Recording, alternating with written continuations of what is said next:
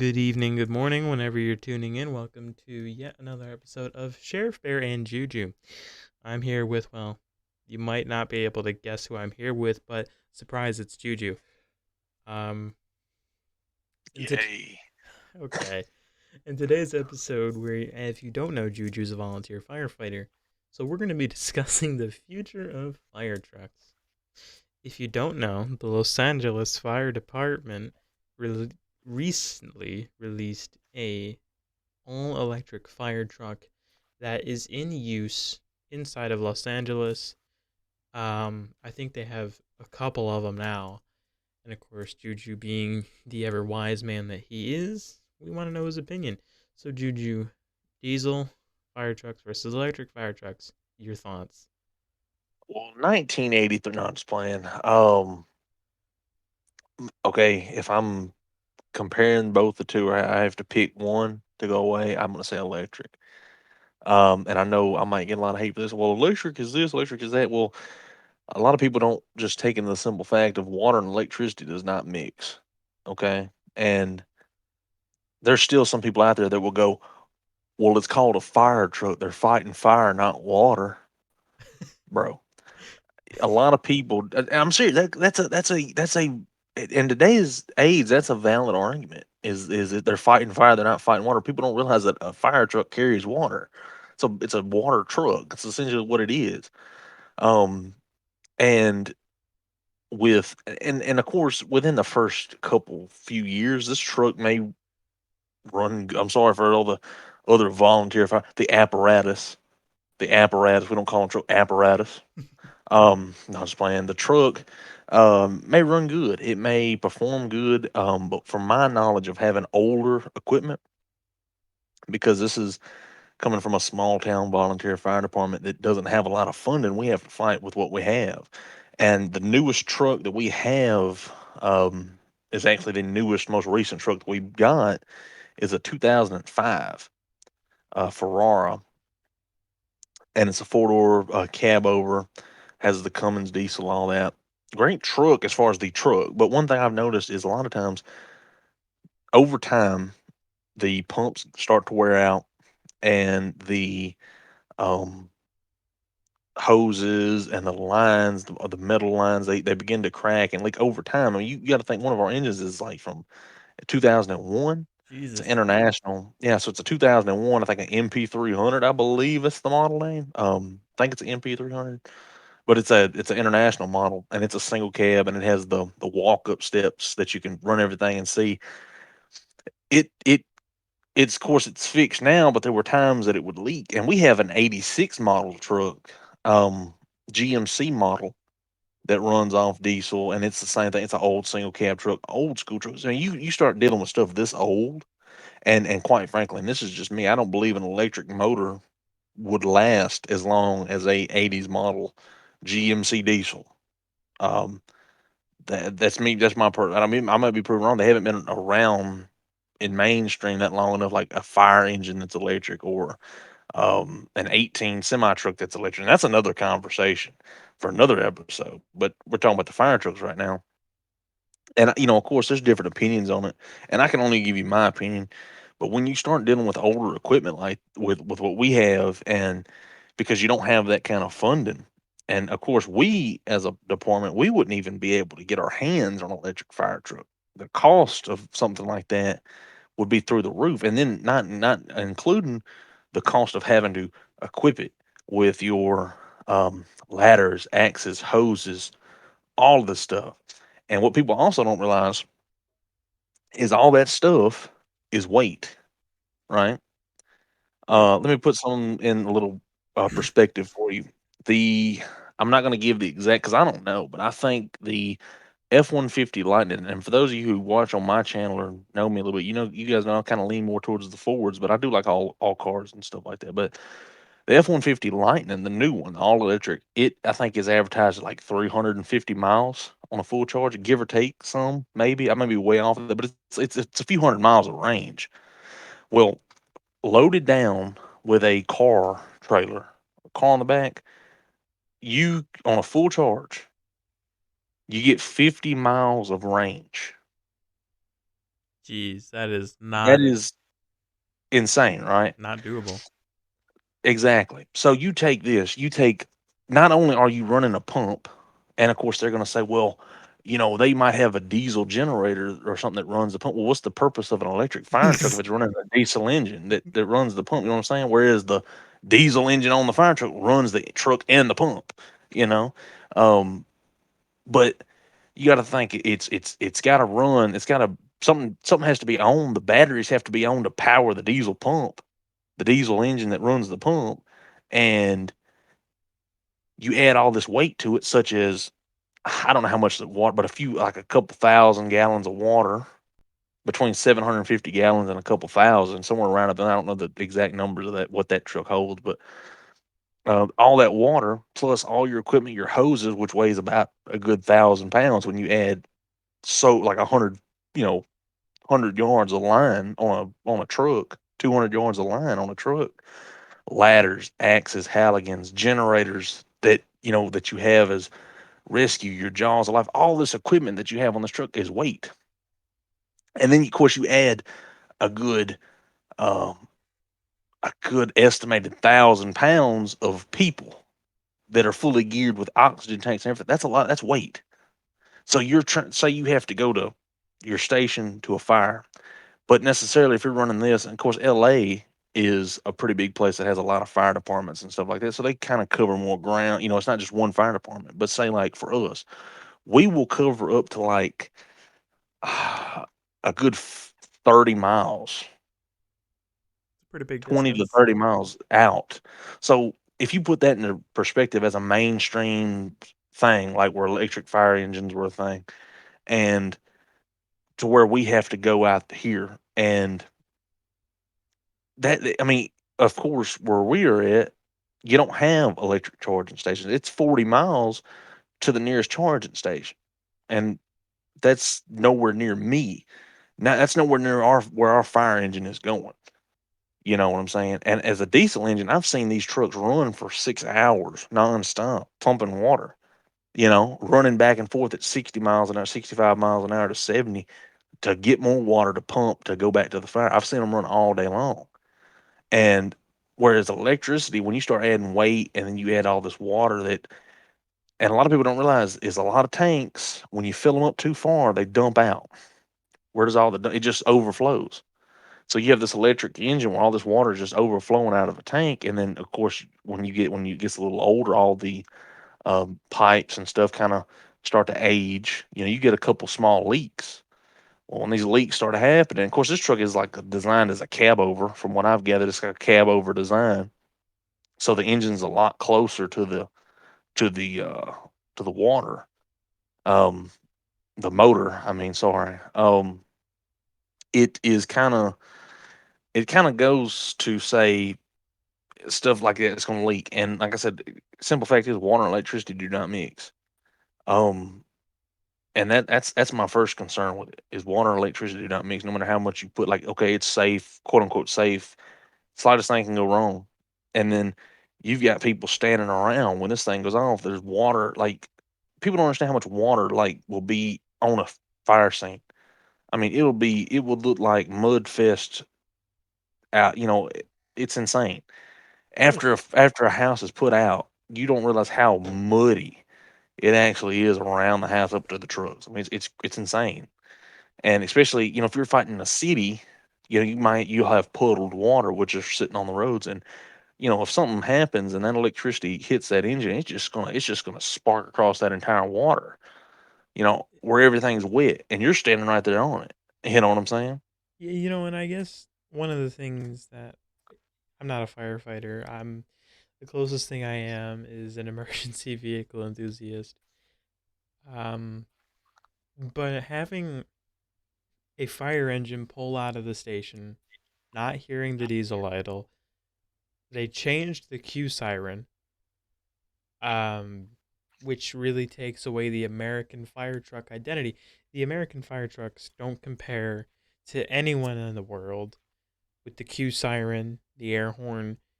You don't have that kind of stuff in Europe, and kind of throwing that identity away to me is an insult to fire culture. Because I would say the Q siren is a signature thing of fire culture, for sure, no doubt. And like you said, it's a hazard, let alone for firefighters, because water and obviously electrical stuff does not mix. You don't throw water on an electrical fire. Um, Exactly. and I wonder if this kind of crap, for lack of a better term, only stands in LA because LA is in the state of California, obviously, where California has some of the strictest emission laws in the world. Exactly. And I think talking of, I'm kind of going to get a little off topic here, but I'm going to go right back. But talking about like fire culture and everything, and I did notice this. I was last week. I went to a fire convention of a conference, and they had an expo there, and it was showcasing like a lot of the new gear that's coming out in the next few years. And one thing, this company, I think it was Sun. No, it was not. It wasn't Sunbelt Fire. I think it was maybe MS. I don't know. It wasn't MSA or some. I don't know. I can't remember the company's name, but it wasn't Sunbelt Fire. They had a Euro style fire helmet, Oh and it was because no. I had never seen one in person, but I've always seen them, and they're, I think they're ugly. I mean, it looks like a motorcycle helmet that I mean, it's literally what it is. And of course, it had a camera built in with it with a flashlight. It had a rear and a front facing camera, body cam built onto the helmet, and I thought that was pretty cool. I thought that was like something that was like, okay, that's pretty cool. But the helmet itself, the design, like no. And I got to thinking, if they're trying to bring it over here now with those trucks that are looking like this, could that possibly are they trying to implement more Euro style ways of firefighting as far as the trucks designs and the uniform designs? Um, and that was something, you were talking about like fire culture stuff. And me personally, I don't, I've never met an American fire, and I've even met um, a couple people from like England and France and Australia, and they will tell you the same thing. They hate the helmets. They cannot stand the helmets, and Right. and I've never met an American fire enthusiast or firefighter that has openly said that they would welcome that helmet design with open arms, because it literally, I don't see, like, it has no, I don't know, it's kind of hard to explain. I guess it's protective in a way, but it just, The the American fire design. helmet is something signature. You see it, you know what it Exactly. is. Yeah, exactly, and it's just cool. I mean, some of them have the eagle, like ours have the eagle with the fire number and the station number on the placard on the Oh front of yeah. the helmet. It's just cool, pop down You visor. can customize them versus just some stupid blank yellow helmet. Exactly, Allowing uniform customization would obviously boost morale. exactly. But talking about like your fire engine and stuff, would it stay in Los Angeles? Well, of course, I don't know if they've changed this, but I still believe that the bill by 2030, all gasoline cars in Australia, in California, are going to be banned. All the sale of gas cars, gas powered engines, combustion engines. Correct. I still believe that's still in effect. It So is. I do believe by that time, electric is going to be more pushed to them. As far as like Texas, Mississippi, Alabama, your more rural uh, states. California has rural areas. I mean, don't let's be, but I mean, you know, in short, I believe that the diesel, gas burner, even, I believe those combustion engines within over years and years and years, they have just proven themselves. I mean, I've been in some ragged trucks before because we've had to borrow trucks and stuff like this because our trucks were down, the pumps or something were down. Never the engines. I never had a problem out of the engine. But I believe these engines, they've proven themselves. And it's no matter if you're a Cummins fan or a Power Stroke fan, it's just the engine, the combustion engine itself, or a Cat. I've seen a couple Caterpillar engines and like older trucks. I mean, it's like insane to see a cat engine in a fire Right. truck. But um, I think those engines have just over time have proven themselves just constantly. When you see them work, and I just think and I'm not necessarily against electric cars. I want to make that clear. I think that if you want, they're quick. You know, they have electronic torque boxes. They just have instant torque all the time. They're quick. They're in a way like if you're just wanting to go fast, they're fun to drive. You know, I've ridden in a couple Teslas and they're pretty quick and they're fun to drive. But you know, I think when you're starting talking about like trucks that have purpose, like actual, purpose for people such as, like I said, semi trucks or fire engines or even police vehicles. I know that I believe New York has actually Yep, bought New a York. couple Mach E's, Mustang Mach E's as squad cars now. And I believe when you start going to that of like a physical purpose of like to help the community, I believe that police may. I mean, if you're chasing somebody in New York and they get away, it's one thing. But like if you're fighting a fire in rural Texas, there's not a charging station out in a field, you know, and you're in this electric vehicle that loaded down with this gear. You don't know what kind of range it's actually going to get. You know what I'm saying? Until you actually run out of charge and figure out what range, how far you went, because it's not going to run. Then, of course, like I said, the water aspect of it. If water and electricity do not mix, it's two things that just don't go together. And as a firefighter, it's like one of the first things I would look at. Well, what did they do to prevent somebody getting electrocuted by something, by a faulty something part, whatever, on this engine? Um, what did they do? Because they had to have taken some precautionary You measures you to would prevent certainly it. hope. Yeah, I would hope. And of course I get it. It's a prototype in a state that's, the way it is, and kind of, had signed the bill to ban the sale of new combustion engine cars or trucks by 2030. So if that happens and they want to test a prototype, sure. But common sense, over, like I said, and a lot of people probably, if they watch this, they're gonna be, well, this guy's just saying this because he likes gas burning engines. I'm not against electrics. I'm not against that at all. Like, I believe that they don't save the planet.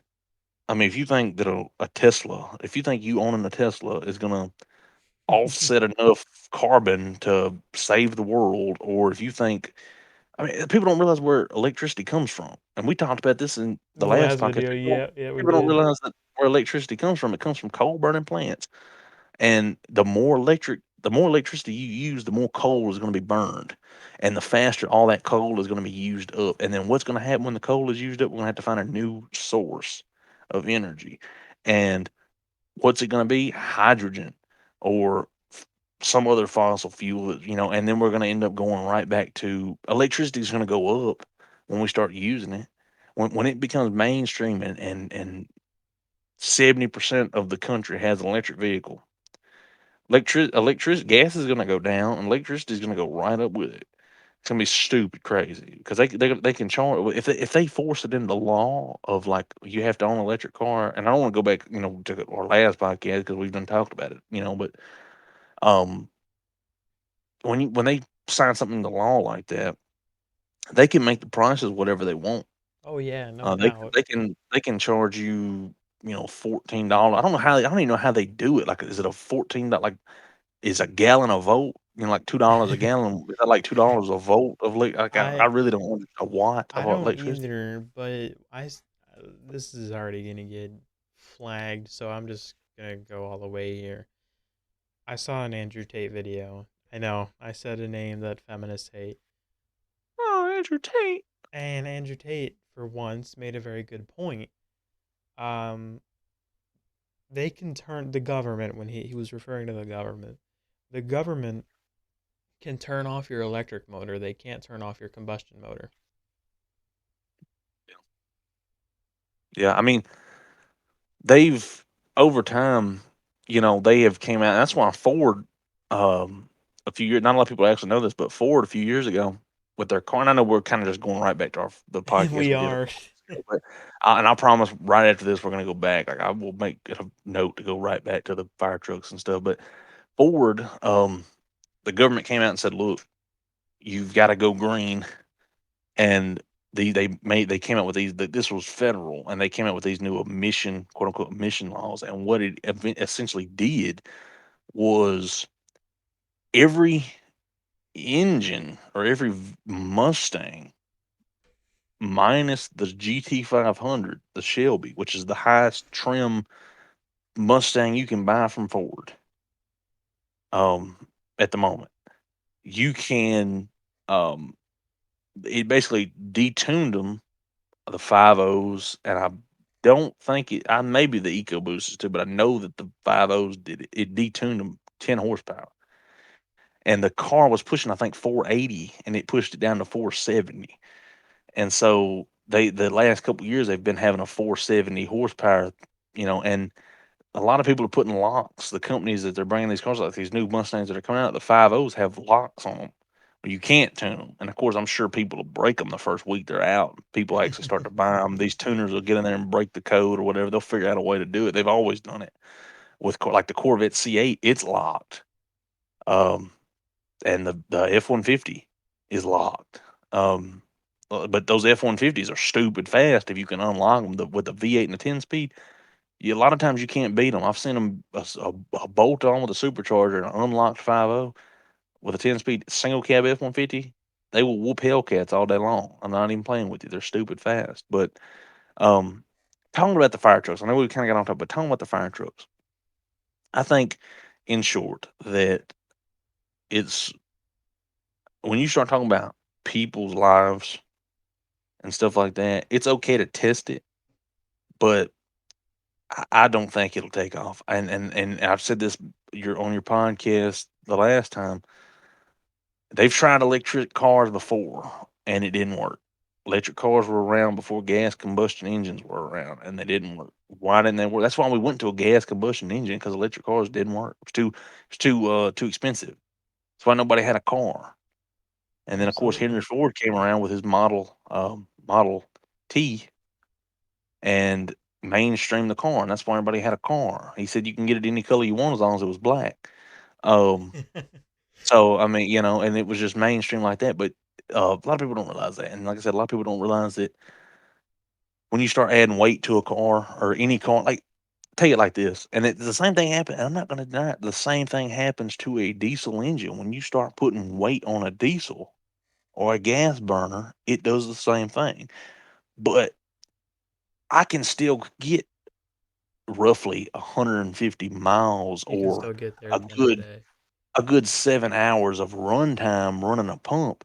Whereas if I hook a car onto an electric truck that's advertised at 350 miles of range and go, I'm not going to make it 50 miles.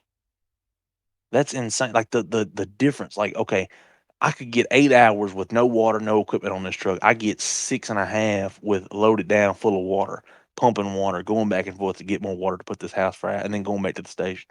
6.5 hours fully loaded. Whereas I get 350 miles of range in this electric, or maybe 100, and that's Right. not including the actual sitting there running. Because I don't care what they said, that this engine is not sitting there not running this diesel pump. What? It takes electricity to run an engine. I mean, a battery. What do you think a battery does? What, a battery is not electric. You know what I'm saying? Where's the battery come from? They don't just have a die-hard battery strapped to the side of a diesel generator that's running a Right. goddamn whole pump. That's not. You know what I'm saying? That's and like I said, if that was the case, if this diesel generator, why run a diesel generator when you can just run a diesel engine? Well, I mean, I really think it's all about environmental friendliness because that's the first thing LAFD said. Our fire trucks are carbon neutral. Our fire trucks are carbon neutral. I want you to think about the difference between carbon friendly and carbon neutral. Two different phrases. One means they don't commit and they don't take out. One means they are entirely friendly. Carbon neutral means they don't commit to the carbon crisis and they don't take out of the carbon crisis. That they're playing with words here. And that's another thing. When you said that, I just thought of something else. If it's carbon, even if it was carbon friendly, right? Which it's not, but even if it was, hypothetically speaking, you're going to a fire. A fire is Is putting not carbon smoke into friendly. the air. What is a Cummins diesel? gonna all like what is that electric engine gonna offset when there is bellowing engulfs of asbestos smoke out of a house that was built in 1963 going into the air at dramatic rates of speed? You know, what is that doing? Like, what does that offset at that point? You know what I'm saying? That's what a lot of people need to take into account too. Now, if you're using it for extrication or pulling people out of cars or search and rescue or something like that, okay, maybe that's a medium, a kind of compromise. But when you're going to a force, especially in LA, you're going to a 6-story building or more. It's like, an office building that's burning paper, it's burning the wall, Computers. the paint off the walls, it's burning computers, it's burning everything in its path. What does your electric fire engine that's carbon neutral, what does it offset? Your fire doesn't care about It's your environment laws. exactly like it's not. It's what I'm saying. And then it goes back to the point of like the more electricity you use, the more coal plants that are going to be burning. And because it's not like these companies, these coal companies and stuff, they're profiting off this. You know, because it's not like they're. It's not like okay, if you have an electric fire engine and you have a solar powered fire department, okay, that you're getting your charge from directly from the solar power, okay, but you're not. You're hooking it into a charger that's coming from where do you think the power grid comes from? I mean, yeah, hydroelectricity sometimes, but you got to think That's like so experimental, though. in Las Vegas, Nevada, the Hoover Dam, it's going dry. In That's the gonna be Lake tough. Mead in the next few years, it's going dry, and that's a power issue. What's going to happen when that lake does go dry? Lord forbid. I mean, it is going dry, and it will probably go dry. It's never been this low before. I mean, the Mississippi River is low as well, historically low rates. It's actually the lowest it's ever been as I recorded. see. That's the ultimate problem. People want to fix this, and I'm not going to deny that we aren't experiencing some crazy environmental issues, but I'm also not going to confirm that I think global warming is real. That's a whole episode in itself. Um, but they want to solve these issues by like taking on the smallest committers to carbon production. They want to get all these Teslas, but realize that batteries are made in massive polluted factories. Exactly. Exactly. And it's kind of like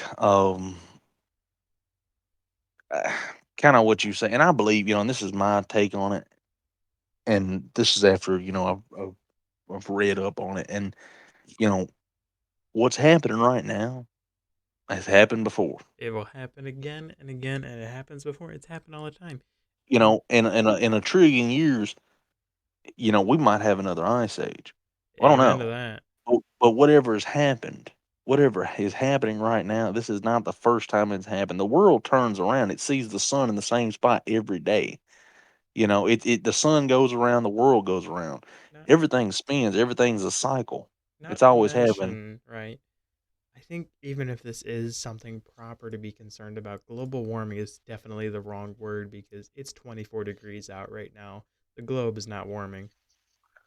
Listen, I live in Mississippi and we have 115-degree summers and 7-degree winters. Yeah, amen to that.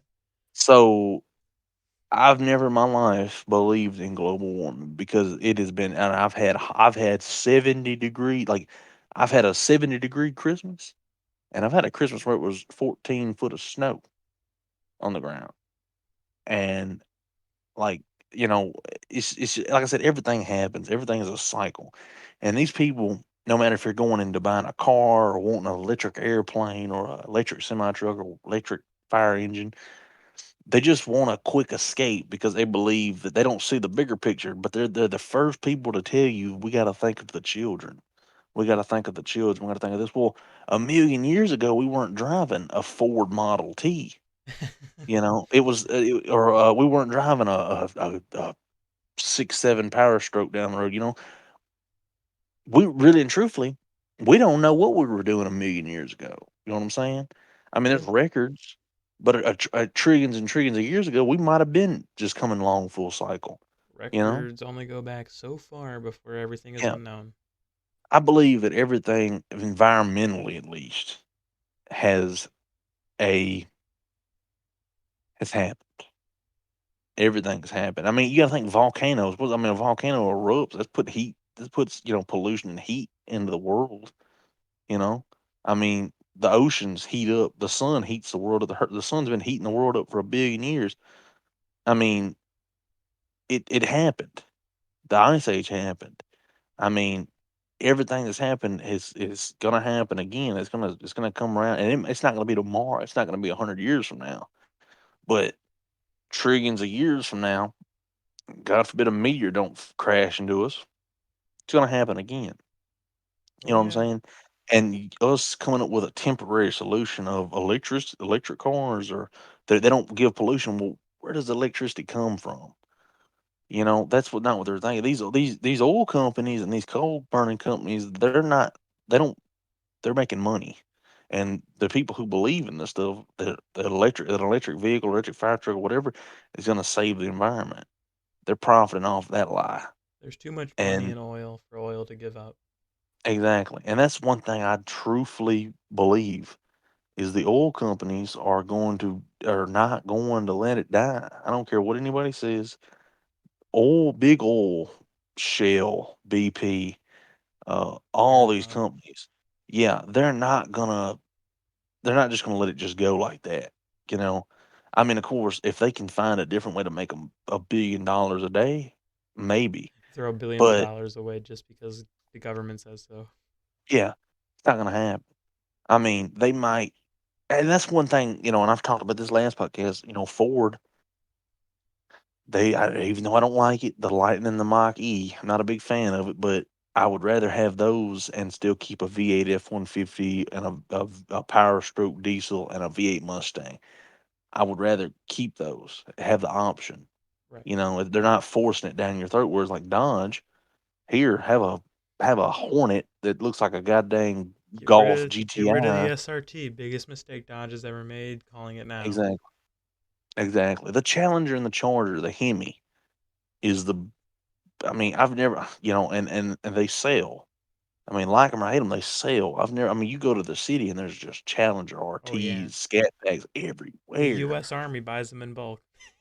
Yeah, I mean, you can't compete with that, and they're just going to get rid of them because we're electric. We're going to come out with this. But you got to think that concept car, the Dodge Charger Bandit. You feel like I mean, look at the way that looks. You think that's going to be $60,000 car?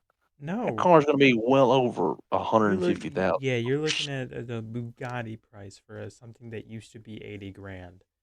And I'm just saying, what average person living in Memphis, Tennessee, is going to be able just to go and get one of those? You know what I'm saying? I mean, whereas when he can just go buy a base model 50 Mustang and just have fun and enjoy life. The V8 Hellcats, once they are officially, which is going to be a sad day, once they are officially done with production, the used market for V8 Hellcats is going to skyrocket.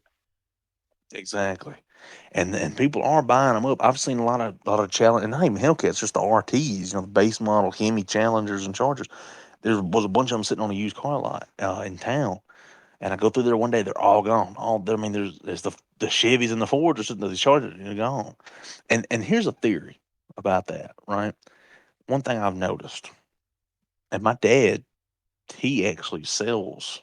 He works at a Dodge Ram dealership, Okay. and um so I kinda get the inside, but he's never he's pretty adamant about their getting rid of them because I believe, if I'm not mistaken, he's ordered his, last call Challenger. He wanted a 392 with a manual transmission, and he says he's not even gonna drive it, he's just gonna park it in the garage and let it sit, and he's pretty adamant about this.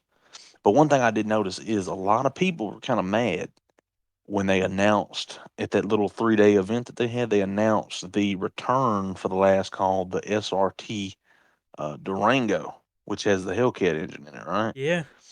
They made those a few years ago, and people bought them like hotcakes because it was a limited edition run. Well, they bought these cars, don't even drive them. They've had them sitting in this garage to wait 10 years down the road and sell them for 4 or 5 times what they paid for them, right? Because they were a limited edition run. Well, here comes this last call, quote unquote, and they're making them again. So the value of that limited edition run that these people paid $70,000, $80,000 for this SUV just dropped to the floor Oh yeah, and because they're making more. don't don't forget about like the Viper and other things Insane. that Dodge makes. And I guess with the end of the Hellcat comes the end of Fast and Furious finally. Well, you're not gonna like this, but I've seen a couple pictures, and from what I've seen and what I've kind of heard, and I'm not going to confirm this 'cause I don't know, but I've seen a couple pictures and I've kind of heard Oh no. the electric charger is supposed to be in the Fast and the Furious Okay, movies. well, folks, that's where we're gonna end this. We're So done. I'm just saying, God and damn and it. but see, you got to think what my theory on this is it's a Ponzi because they're taking the biggest selling thing that they have. They only have at the time they only have 2 cars. Dodge their sales only has 2 cars. Right, if you don't want to The count Challenger, Ram. yeah, I don't even know if they have a I don't even know if they still make the Journey anymore, but I don't think they do, but, um, the Dodge Durango, the Charger, and the Challenger, 3 cars. So, and you put a Hemi in them. Everybody buys a Hemi. You're not I mean, if you some people buy the V6, but majority of people who buy a Dodge are buying the Hemi, at least an RT, it's a Hemi or a Scat Pack, you know? You're taking that away, okay? That's what people want. My theory is that they're gonna take it away for a year, they're gonna sell all these Challengers, and then they're gonna come right back out with them again because they're not gonna be and then people who paid $100,000 for a quote unquote "last call challenge," and of course, this isn't confirmed, I'm just saying this out of theory and what they've done with what they did with the Durango, SRT Durango, they took it away, they made a limited edition run, then they brought it right back. I believe same thing's gonna happen because they can't it's the biggest Yeah. marketing thing that they have, right? They're taking it away, they're still what kind of person goes from driving a 392 Scat Pack Charger to a Dodge Hornet that has, I think, An MP3 oh, file for an exhaust. yeah, it's stupid. And they have this GLH, which is the Go Like Hell model, I believe, is what because it's designed to be the Shelby Oh Dodge no. from the old days because in the '80s they made a GLH, and they said this new GLH has the same horsepower as 2 GLHs from the '80s, and I'm like, "Bro, that thing had, like, 86 horsepower to the wheels as it is, so you take 2 is, like, what, 140 horsepower? Like, it's not fast. I mean, what's 140 horsepower? Like, my golf cart has 140 horsepower, like, get Yeah, out of here." it is. My like, come on, like, seriously? Like, my '96 F-150 could outrun that thing, like, that's Yeah, absurd, yeah, probably. and and that thing's dog slow. It's a good looking truck, but it's dog slow. Um, and I know we've just gotten way off topic Oh, talking about we fire have. trucks, but talking about, like I said, talking about the fire trucks, back to the fire trucks and fire engines and stuff. I believe that if you want to test it, go ahead. If you think that that's going to save the world, go ahead and spend your money.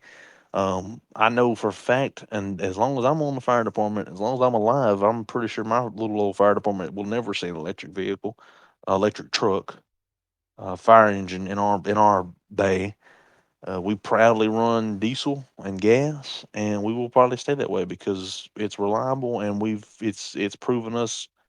It's gotten us through a lot of times, a lot of fires, and a lot of houses, and a lot of trees, and a lot of storms. And that's another thing. Storms. Oh You yeah. know, Power goes these out, so does your trunk. yeah, we're gonna charge it. Power goes out. We've had power out for 3 days one time in my town. Power went out for 3 days straight, and then you had snow. Snow took out the power for like 3 or 4 days. That thing is not going to last 4 days without a charge, and then you're going to have to get a generator to charge it. And what's it going to take? Yes. Diesel, Or diesel, gas, man. diesel generators. And another thing, the charge time. The charge time. Several I've hours. You're been down. You have to I'm rely in on a mutual aid for several hours. I'm in a small town, small fire departments. One fire department runs the whole town, and um, I've had to go from a fire to a tree falling on somebody's house to a car wreck within like consecutively, like one right after the other. 7, 8 hours total, and you got to think that's I'm not really talking about the time, but it's more consecutive, like one after the other, right? Right. So you get, say you're at this fire for 3 hours and your electric fire truck is still running or whatever.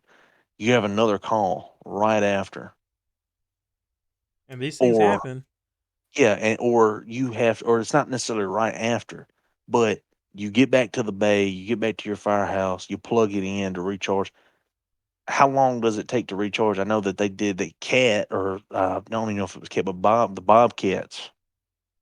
They have come out with a new bobcat that's electric, front end loader, little skid Yeah, loaders, yeah, yeah. and it takes, you get, I think you get 4 hours of run time, but you have to let it charge for 8 hours, That's or it's maybe 4 hours, 4 hours of runtime, 4 hours of charge, but still 4 hours of charge. What could happen in those four? And that's a little old bitty thing, just a big old truck, you know, running this big engine. The charge time is insane. It takes like an hour or so to charge a Tesla car up. So you could imagine a good 5, 6 hours where you're not available to go on a call, and the whole world can turn upside down in 6 hours. You oh know, yeah, hell yeah. Happened before. It'll I mean, happen again. exactly. I mean, a plane might crash into a building or a train might derail. You never know. Like, I mean, I've seen like just like that. Nobody expected 9/11, and the fire department had to be ready within a minute's notice. Exactly. And you can't have a vehicle on charge because it's not going to charge up fully for another full 4 hours of charge if you're getting consecutive calls. And that's another big factor that plays into it is the not necessarily the run time, but the charge time.